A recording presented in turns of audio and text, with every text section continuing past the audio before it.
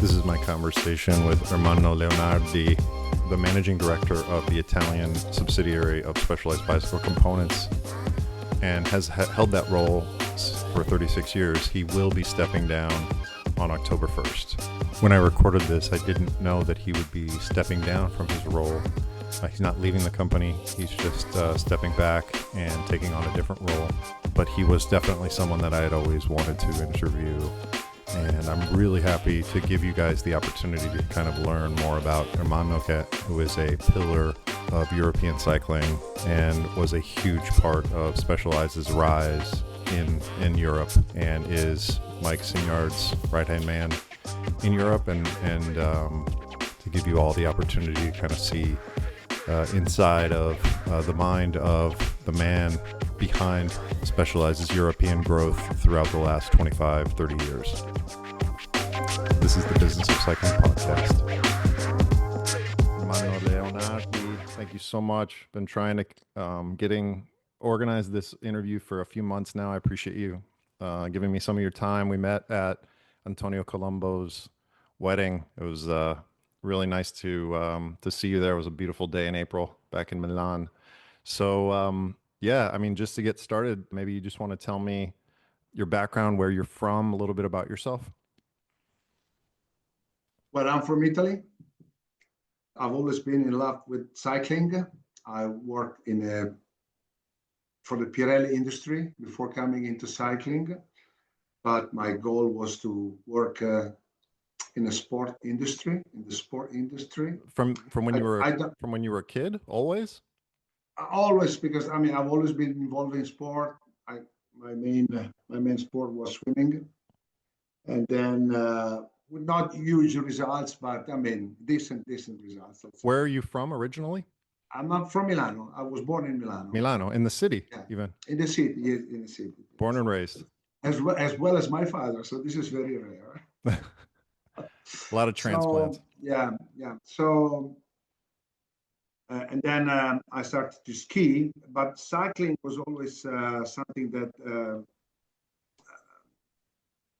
has been part of my let's say enthusiasm, because I was always interested in watching the races and listening to the stories of these guys and climbing.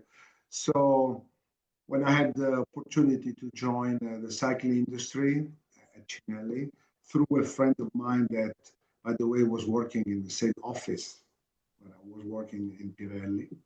And he left and he went working for Columbus. His name is Angelo Caccia, a very good friend of mine. So we were always talking and chatting about cycling rather than talking about football, Monday morning. And one day he gave me a ring and said, "Man, I'm still interested in getting into the bike industry." I said, "Well, yes, of course. I mean, I have enough of this industry." So I had a chat with Antonio Colombo. Okay? They were looking for a guy ready to travel around the globe and to promote the Cinelli brand, which was very, very small at the time. Wait. I mean, the name was big in 1985. 1985. The name was big, but the brand was small, and I was a young kid with a lot of enthusiasm. So I said, "Okay, I love this challenge." So I started over there, and it was a fantastic experience. But you said you worked at Pirelli, and at the time Pirelli didn't do cycling; they just did automotive. No. Yeah, but the Pirelli division, Pirelli is made out of three divisions. The most known, which is the tire division, which is not the biggest, then the cable divisions, okay, and then the diversified product divisions. Anything with rubber, like tennis balls, life rafts, or inflatable boats, or rings, bells, anything that is around rubber.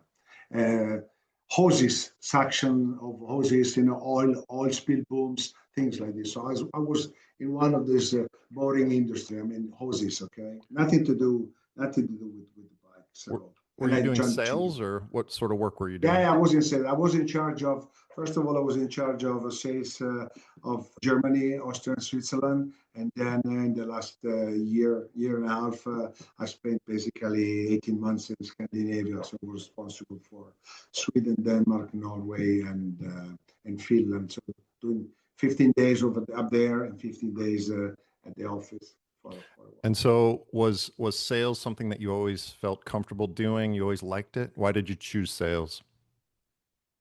I believe in it as an attitude. I like trading. I like to be in touch with people. I like to see that I can promote the brand and I can promote something that I love.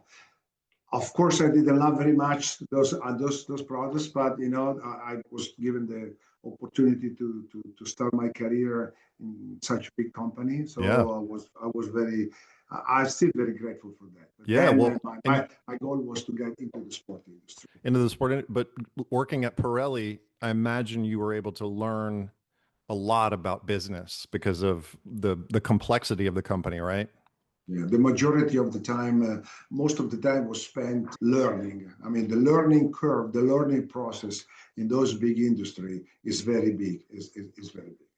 I I have this mean, I have this conversation sometimes. Do you recommend to young people to get close to a big company at some point? yeah, absolutely yes, absolutely yes. As much as I recommend young people to be into the army for at least a year, like I did, for example, just to learn the discipline, just to learn the discipline, which sometimes I feel like it's lost for a lot of young guys. But I do recommend to young people to start their career in a big industry and get to know and get aware about discipline. Because Discipline. in cycling, it's typically a small company. Like most companies are very small. And people, they don't know that because cycling it's a niche. It's a very niche business. So you had this dream to go into cycling, to go into sport, and you had the opportunity with a small company called Cinelli, which was part of Gruppo, which is part of Columbus, Antonio Colombo, who comes up often on my podcast, and I'm going to have an interview with him, but of course it can't just be a regular interview. It has to be something very special for Antonio. You know Antonio, and so you went and you started working at Cinelli, and I guess yeah, just tell us a little bit about what was that like. What was the mandate from Antonio, and what did you end up doing?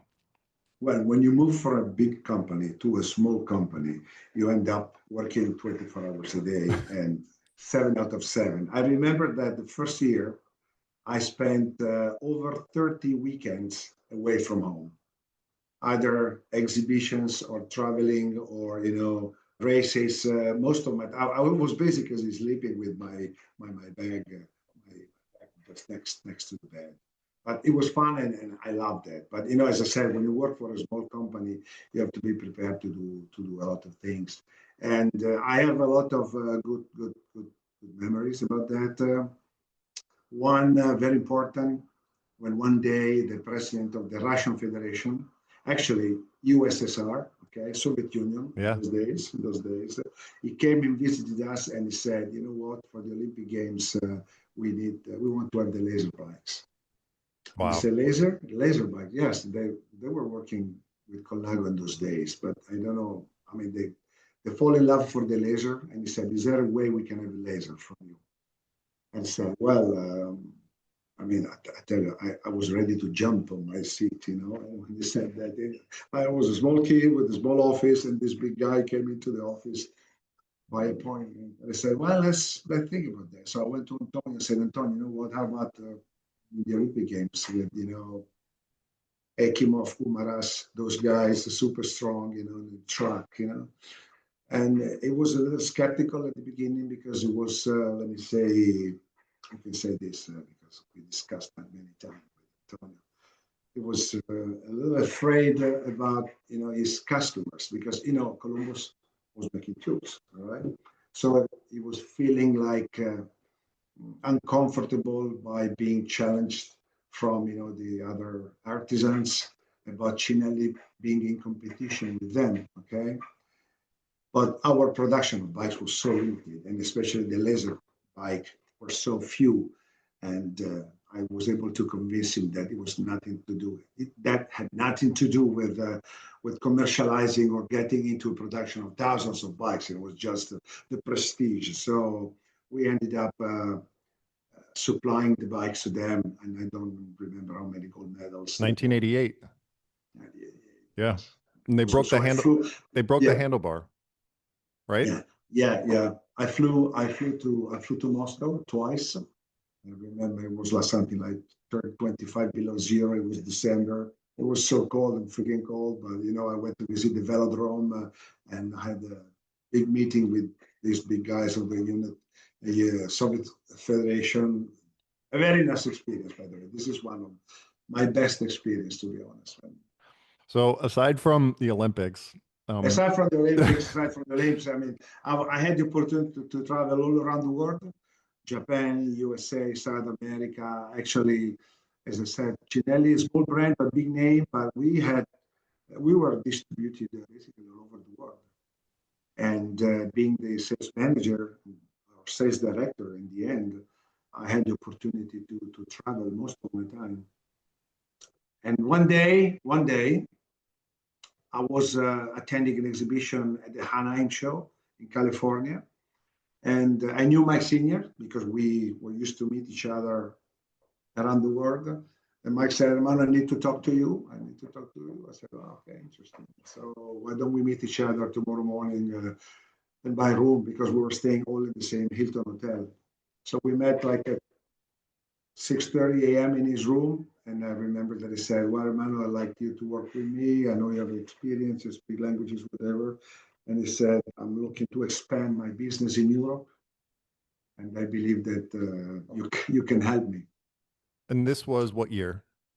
This was at the end of 1989. So 89. And he had 30, no presence in 30, Europe, no 30, subsidiary in Europe yet. yeah, no, there were no subsidiaries. There was just, okay, the main distributor was in the UK. That it became a subsidiary right after that. But all the other countries in Europe were covered by a distributor. Okay. And there was an issue with the local distributor in Italy, so there was a problem because the products and the bikes were on the boat from China, from Taiwan, and there was no place to land Right. because Specialized ended up in a dispute with the local distributor who said, "I have a little problem." I said, "What the problem? You know what? I have plenty of containers of products landing into Genova in a few weeks, and I don't know what to do because I don't have a distributor anymore." Yeah. I said, "Well, That's a problem. That's a little problem. problem. That's a little problem. That's a little problem." So, I mean, without getting into the details, I would say that after a month and a half, after a couple of months, I started to work with Mike and started to distribute the products around the south of Europe. So basically, in Europe, there were two guys, one colleague in Germany that was handling the northern part of Europe. Then there was the UK distributor that became a subsidiary. And then all the market of the central Europe and the south of Europe were basically covered by me. I had a little office in my house, basically, and my catalog was made by three tubes: a green tube with Rock Hopper logo, a red tube with Stamp Jumper logo, and the yellow tube, which was the Hard Rock logo. So you had So three bikes. That's it. mainly that was my catalog, three Right. tubes with Right. the logo of the bike. So Got it. I was driving around Europe or flying around Europe to the distributor and said, "Okay, this is the Stamp Jumper. You need to buy 1,000 if you want to be the distributor." I mean, it sounds weird, but this is the way we started. So in a very naive way. Now it's everything digital. Now it's a different world. Sure. I do recall I started in this way, and it was very challenging. No email, no phone, no cell phones. No GPS in the car. Yeah, but have things really changed that much? Well, in terms of technology of the products, for sure. Right, but the In goal, terms of the communication, goal is the same. in terms of communication, for sure. I mean, I remember the telefax. I remember the telex and the fax machine. Okay, now you speak with a guy which is 25 years old or even 30 years old. Never mind how many university degrees he owns. I mean, I have no idea what is a telex or a telefax, for Sure. example. So those were the instruments that we were used to deal with. So yes, things have changed. Okay, I mean, the passion for the cycling industry has not changed, for sure. Not not for me, but the way we communicate, the way we attract the people, it's completely different. So you started with the catalog back in '89, and I guess in your at that time, thinking back, it was just coming down to distribution, right? Just getting into stores, getting into as many stores, or did you guys have a mandate from Mr. Sinyard of how to grow the brand? Okay, there was a mandate about selling, okay? But let me say, in those years, we were mainly mountain bike brand, okay? We had some road bikes, okay, the LA and the Sequoia and the Cirrus, but we were mainly recognized as a mountain bike brand. You know, Mike Sinyard did not invent the bicycle. He was part of the big guys that started, the business in mountain bikes, but he's the first one that went into Japan and said, okay, this is the bike, please make 500 of these. Okay, so he has industrialized the business. And that bike was a steel jumper, by the way, okay? So, uh, just to go back to the beginning, at the beginning of the 90s, the local distributor, the Italian distributor, went into Chapter 11, not because of Specialized, he was dealing with many other brands. Actually, we were one of the few business that was good for them. But then when they told us that they were going basically Chapter 11, I went back to USA and said, Mike, I'm looking for a new distributor. Say, no, but basta, man, no more distribution. I have the feeling that we should go direct. We should be direct. I said, Mike, why investing our own money when we can Right. use the money because of the distributors? Because you know what, in my mind that we should be direct in all markets. And so basically, in a few months, we created Specialized Italy. So when you started in Europe, you were using still distributors, you said, for a couple of years. No. When the local distributor went into Chapter 11, Sure. But three when you months, first, 3 months, yeah, yeah, at the beginning, yeah, but 3 months later, we had the distributor, and then we had the subsidiary in France, in Spain. Actually, in Spain, we acquired the local distributor. Now we have basically all over Europe. Most of the markets where we are into are managed by subsidiaries. So back to your question, there was not a mandate about something specific, but we had in Italy with some challenges.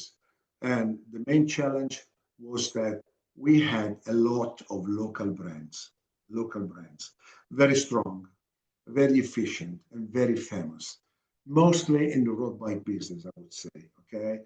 So it was very difficult to be competitive with local guys, not just for bikes, even for saddles and for helmets and for tires. Italy has always been a country of cycling, okay? Italy and France. Still, there are a lot of local Italian brands that are still well known around the world, okay? And we had our time competing with them because those guys were and still are manufacturing most of the things locally. Okay, now they have relocated as well, but in those years, it was made over here. So for us, being competitive was difficult. So we had to think about something different. So the idea was, you know what, we should aim high because we had more technology. The company was small, but the goal of the technology, the innovator die, has always been into the heart of the brand.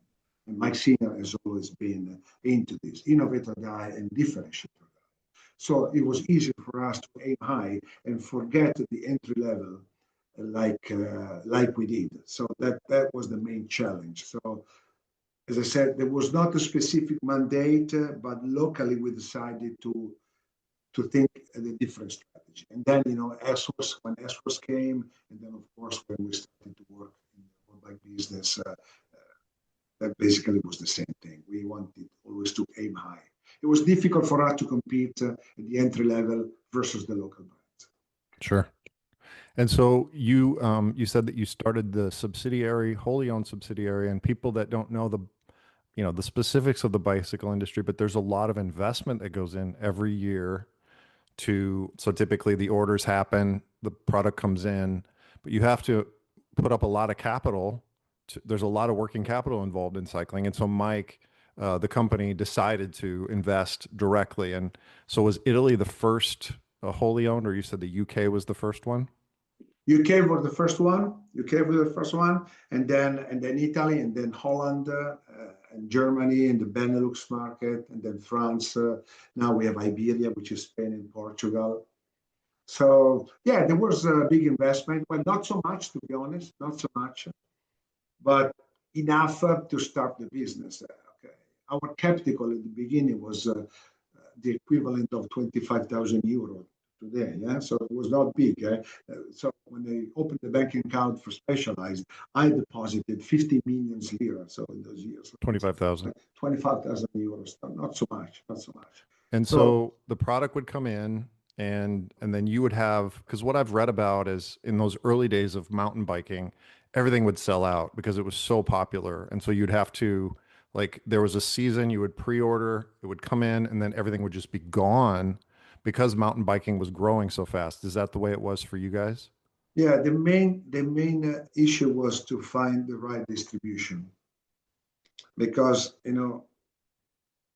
you can be as famous as you want, but if you don't have a selected distribution, then you end up losing the money, for example, or you end up not being represented properly by the dealers that you have selected.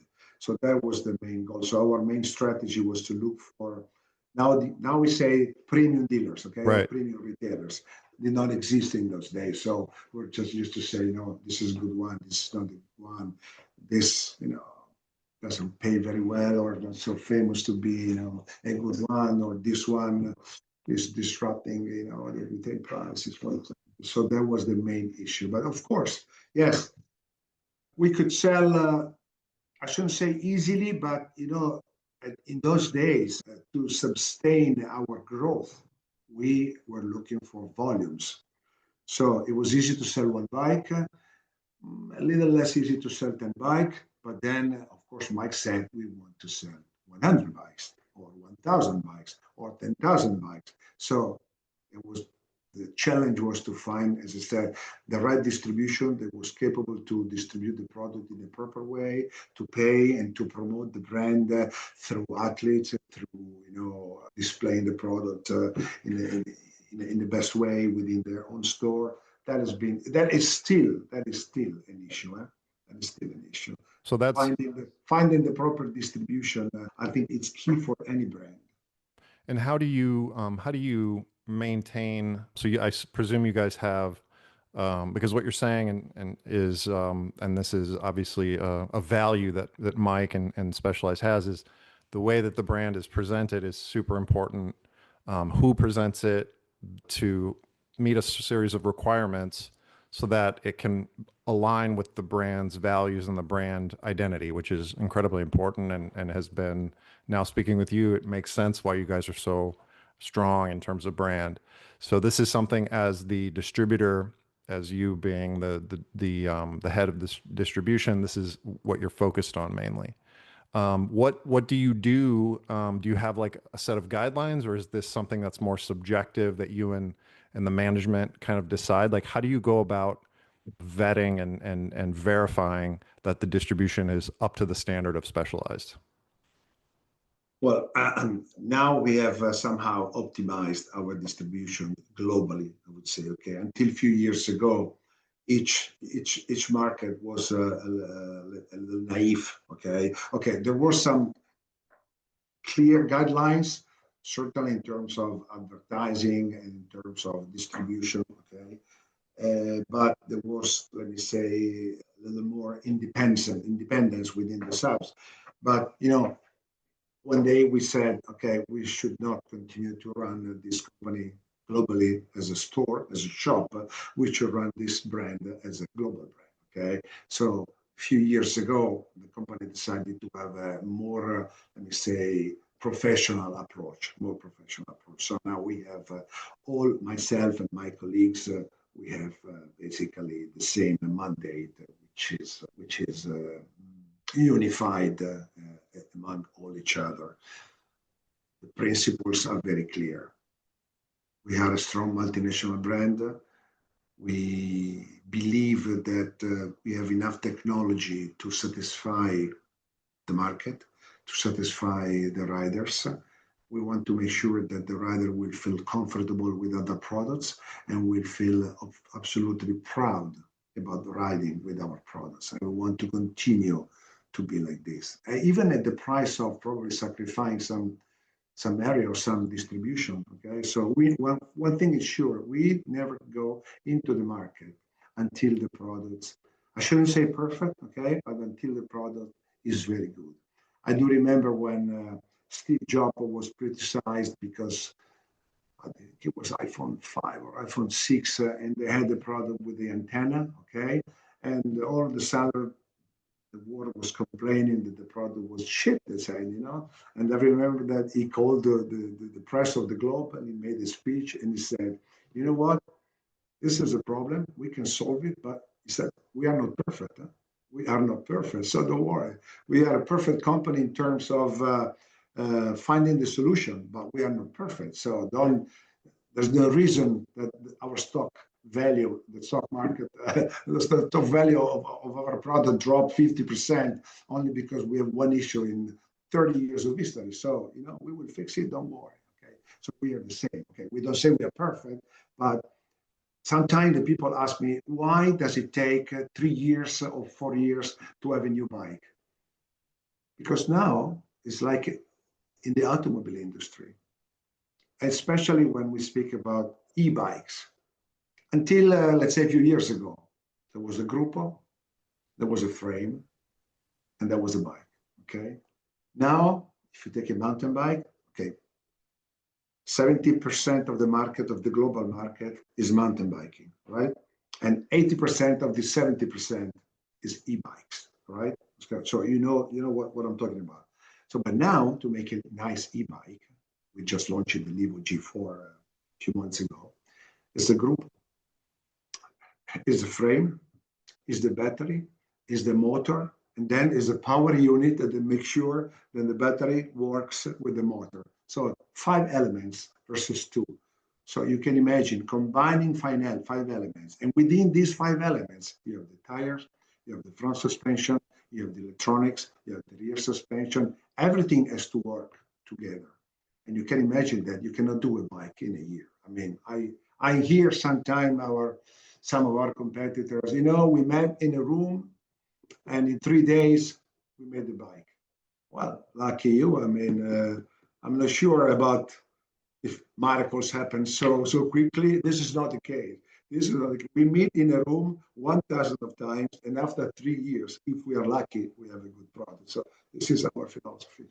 So I think for the maybe less initiated, you're saying that Specialized is very product focused. I mean, that's an understatement, but the product and the quality and the performance are pillars of, I feel like this is obvious, but it's not obvious to everybody. And so this is what drives everything. This is what drives the quality of your distribution. This is what drives the way that the products are brought to market. And so you, as the distribution, you are receiving the product, but do you give feedback to the product team? Is that also part of your responsibility?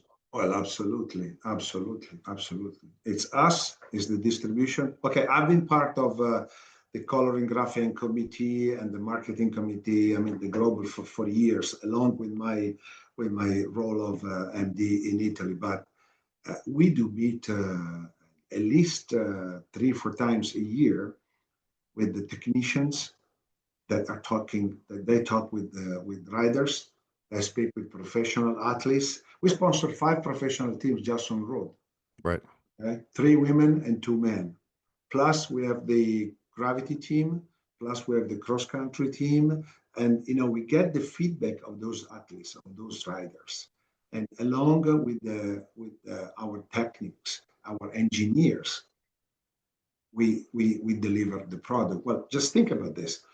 Over 10 years ago, Specialized built a wind tunnel in Morgan Hill. So we've been the first brand. I don't know how many brands have a wind tunnel in-house, okay? But it's a real wind tunnel. It's not only the room with a ventilator in front of you. It's a professional wind tunnel that has been built in 6 months by engineers. And there are at least 4 engineers that are working, I would say 16, 18 hours a day over there. And we test everything there: tires, the quality of helmets and the shoes and the team time trial bikes, everything. So you can imagine the detail. I mean, if you walk into the wind tunnel, I invite you to come to one day, you will see this big room, all white, and there are monitors all over, and you feel like you are into a really aseptic ambient, okay? And you see the rider, or you see whatever is inside the room, testing and working with all these engineers, very professional. It's like to be in an hospital, to be honest. It's very interesting to be there. But just So, to give you the level of detail, we test everything into the wind tunnel. and so as we said, part of your job is to bring the market data from the market, from the distribution, and bring it back to the product. So it's sort of this feedback loop, and that's how the products are developed. As far as right now, as far as subsidiaries, you said that you're responsible for the Italian subsidiary, and then as far as the other major markets in Europe, what are the biggest markets that you guys have in Europe? Well, the biggest market in Europe, of course, is Germany. Actually, the Germanic market, I would say. But if we have to pick just one single nation, one country, is Germany. Germany. And then it's followed by the UK, which owns also a certain number of stores. So then combined, slightly bigger than Italy. So we are the third largest subsidiary in the world. And so you managed, it sounds like you had a big part in managing the development of Europe in general, but now it's sort of these countries are now sort of on their own. Oh yes, oh yes, oh yeah, those yeah, yes. Of course, we meet each other. Now we have clusters. There's a South European cluster. There is a Central European cluster, a Northern European cluster, and each market is managed by a local marketing manager and a local financial guy. But let's say we are way more connected than before among each other. So we basically share most of our challenges. I shouldn't say every day, but almost every day. And so I have to just touch very briefly. I imagine we've talked about this with a lot of guests, but presumably COVID was quite an interesting time for you in the market.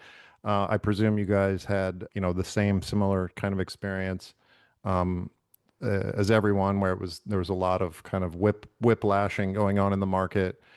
Now that we've sort of come out of the, we'll say, initial issues or the initial kind of hangover from COVID, what are you seeing now in the market as far as how things are going? Kind of what happened in the aftermath of COVID from your kind of standpoint in general? Was there, because what I'm seeing is that a lot of stores and a lot of distribution, a lot of brands that weren't well organized and weren't well doing a good job are gone now. What are you seeing as far as what's happening at the end of COVID or at the end of the hangover of COVID, and kind of what's in store for us looking down the road for the next couple of years? Let me say that this is a very interesting question. Okay. Medically talking, COVID is over, but in the bike industry, there is still a kind of a tail of a COVID, to be honest. Sure. So let's forget the 2 COVID years for a moment, that they have to be frozen because everything was crazy. Okay. Right after the COVID, the numbers jumped up drastically. And most of the brands were not ready for this. And I have to say that Mike was very good in thinking that we should not cancel bikes at the beginning of the COVID, because I do remember that we had a very interesting conference call among let's say the managers of the brand during the beginning of the COVID. And I remember that Mike said, you know what,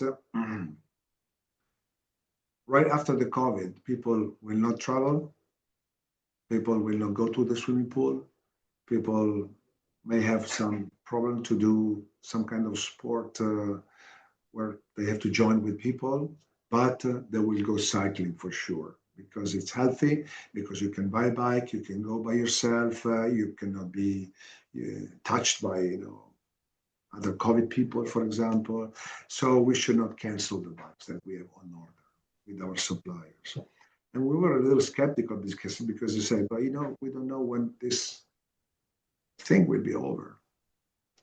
And then he said, sooner or later it will be over, but we need to have products. Okay. So if we cancel the products, assuming that the suppliers are willing to accept the cancellation or whatever, but if we cancel the product, then when the COVID is over, and the COVID will be over one day, we will be in trouble.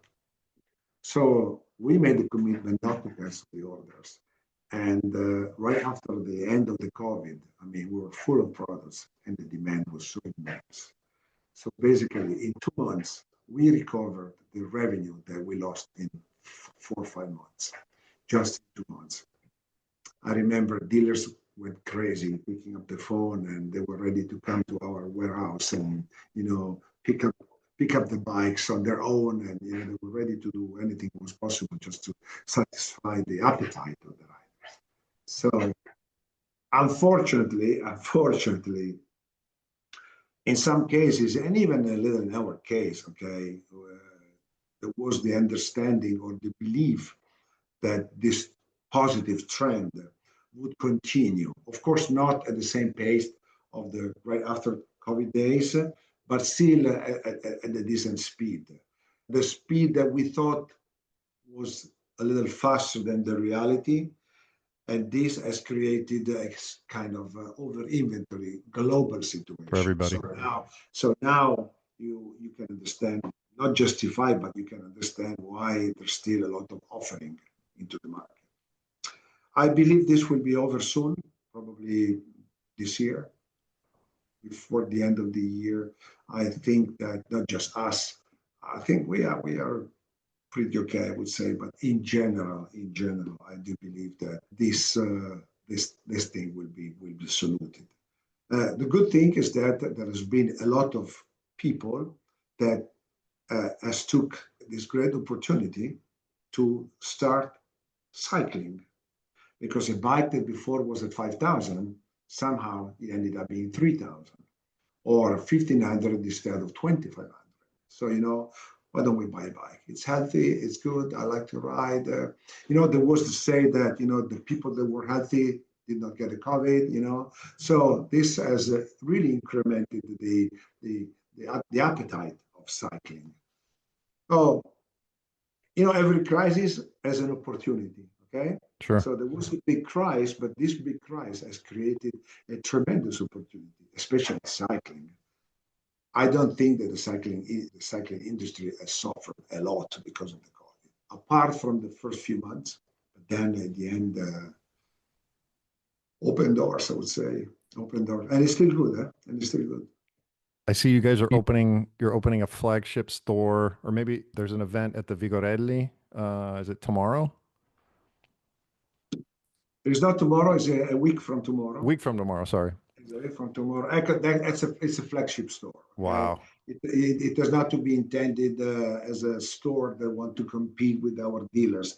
This is called this is what we would like that most of our dealers will be one day. Right. So this is a sort of a catalog of how we want the product to be displayed, how we want the body geometry practice will happen, how we want the service center to be, how we want the bike to be displayed. So it's a sort of, as you said flagship store or something like that. Yes, this is not our idea to open 10 of these in this country or 20 in France or whatever. We have brand stores that are working very well.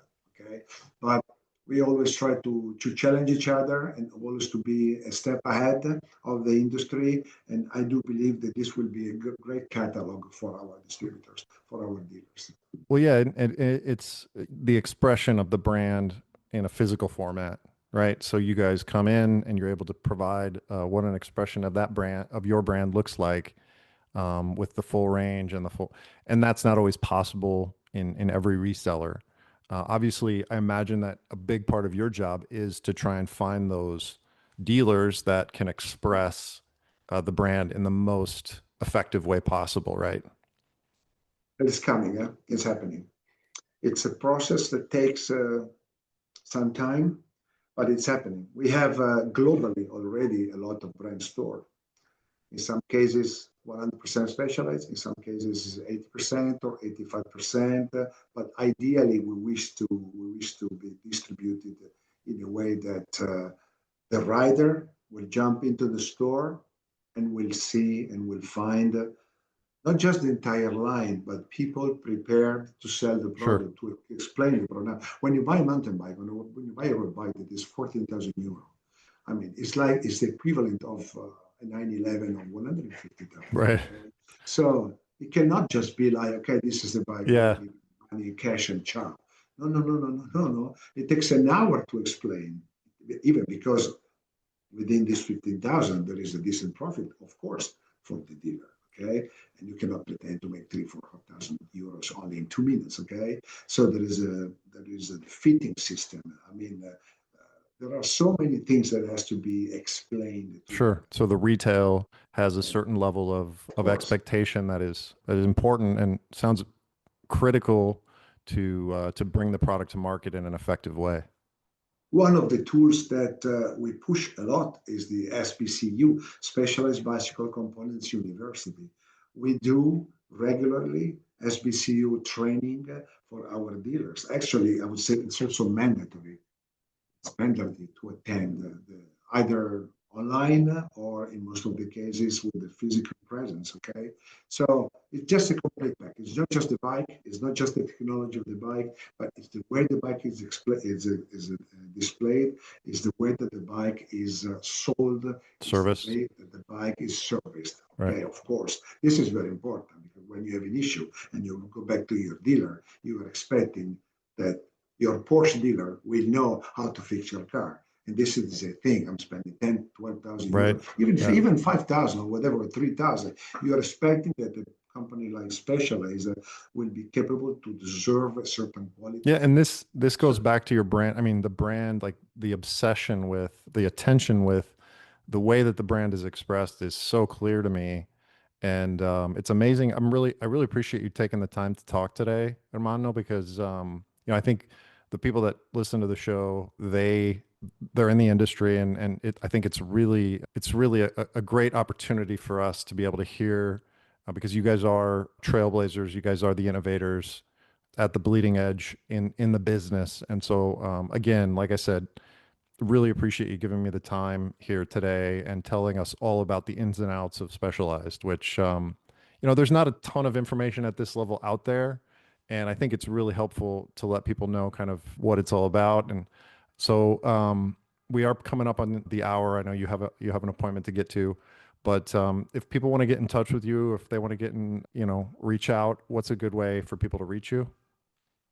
Well, there is an info@specialized.com, and I'm part of this emailing group, so there is no problem. Or I mean, I have an Instagram open account, and I Okay. receive a lot of requests, by the way, and DM almost every day. So Okay. actually, I thank you very much for this opportunity. It's always a pleasure to share as much as we can our philosophy. As I said, Mike started this brand in 1974, so 51 years ago, by the way. Last year, we celebrated our 50th anniversary.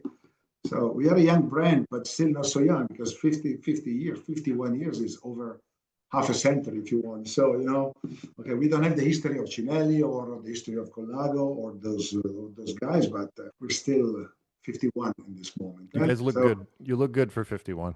thank you very much. Thank you very much. Let's hope to be as good as now, maybe in the next 50 years. Okay, not with me, but I mean, with the guys that will come to work for me. Well, thank you, Armando. Have a good day. Thank you very much. Ciao.